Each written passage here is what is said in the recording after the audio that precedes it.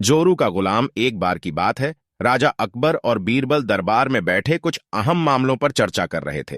तभी बीरबल ने अकबर से कहा, मुझे लगता है कि ज्यादातर पुरुष जोरू के गुलाम होते हैं और अपनी पत्नियों से डर कर रहते हैं।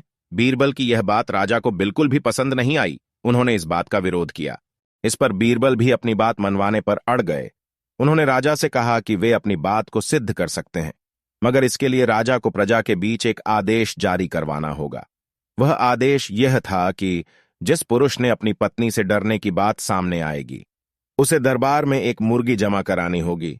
राजा बीरबल की इस बात पर तैयार हो गए।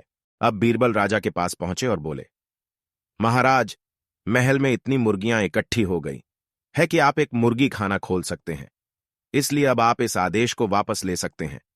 मगर महाराज ने इस बात को गंभीरता से नहीं लिया और महल में मुर्गियों की संख्या धीरे धीरे और भी ज्यादा बढ़ने लगी। इतनी अधिक मुर्गियां महल में जमा हो जाने के बाद भी जब राजा अकबर बीरबल की बात से सहमत नहीं हुए, तो बीरबल ने अपनी बात सिद्ध करने के लिए एक नया उपाय निकाला। एक दिन बीरबल राजा के पास गए और बोले, महाराज, मैंने सुना है कि पड़ोस के राज्य में एक बहुत खूबसूरत राजकुमारी रहती है।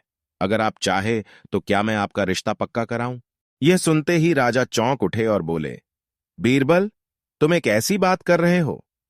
महल में पहले से ही 2 रानियां मौजूद हैं। अगर उन्हें इस बात की भनक भी लगी तो मेरी खैर नहीं होगी। यह सुनकर बीरबल ने तपाक से जवाब दिया, चलिए महाराज, फिर तो आप भी मेरे पास 2 मुर्गियां जमा करा ही दीजिए। राजा बीरबल का ऐसा जवाब सुनकर शर्मा गए और उन्होंने अपना आदेश उसी वक्त वापस ले लिया।